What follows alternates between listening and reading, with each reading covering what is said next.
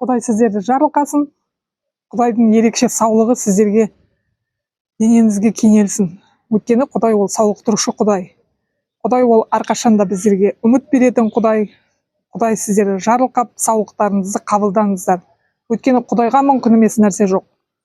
Құдай ол сіздерді әлбетте саулықтырады, сіздер егер де сеніммен қабылдасаңыздар.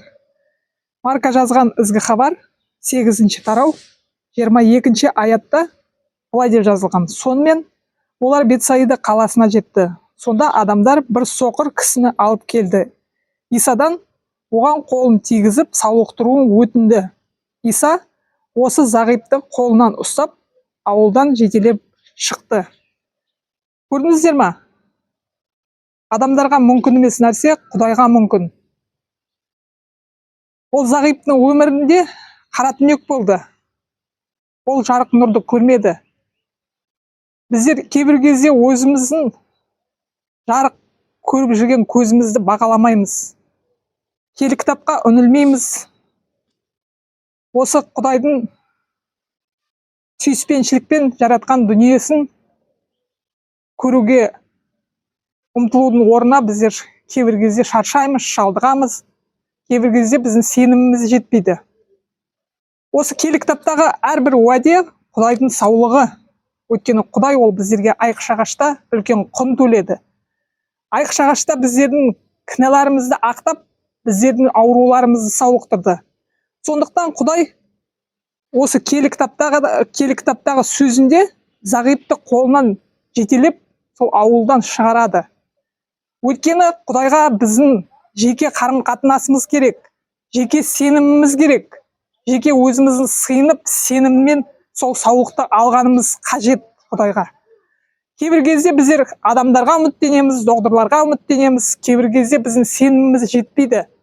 Біздің сеніміміз Құдайды таңғалдыру керек. Біздер сол сеніммен сол саулықты қабылдасақ, Құдай біздерге әлбетте сол саулықты береді.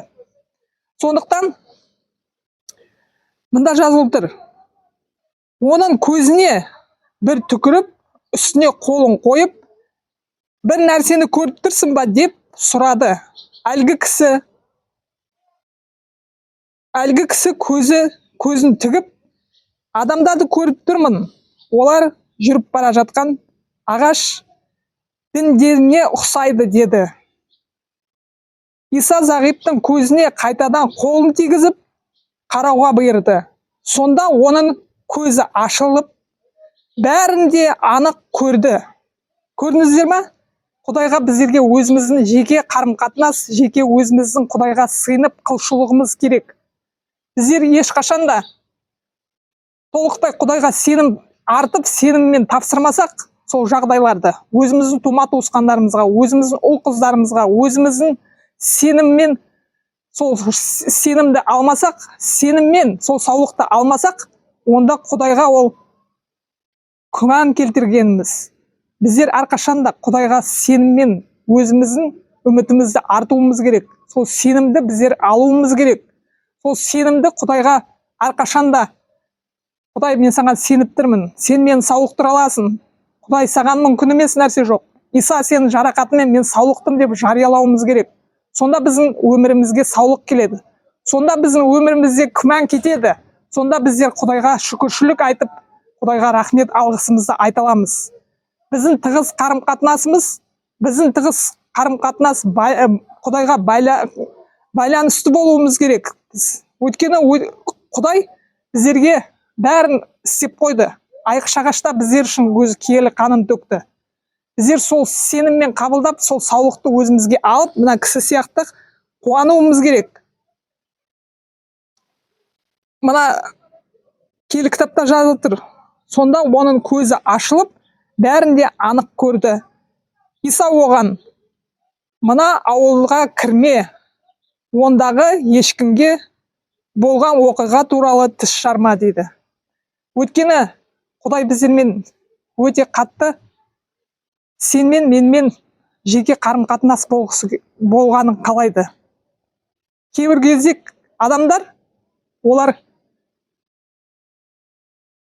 улап-шулап Исаға барлық көрген нәрселеріне қуанып, я болмаса ана кісіні сеніміне күмән келтіруіне мүмкін болғандықтан, я болмаса Исаның әлі орындалатын жоспарына күмән келтірмес үшін айқыш ағашқа баруына, сондықтан ол кісіні жетелеп, ол кісіге жаны ашығандықтан сол айдалаға апарып көзін саулықтырды.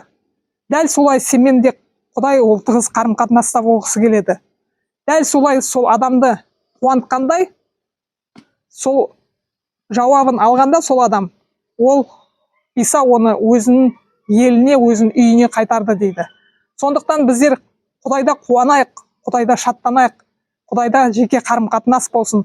Сол саулықты сен де сеніммен ал, сен де қуанып шаттан. Иса Масih'ın атынан, аумин.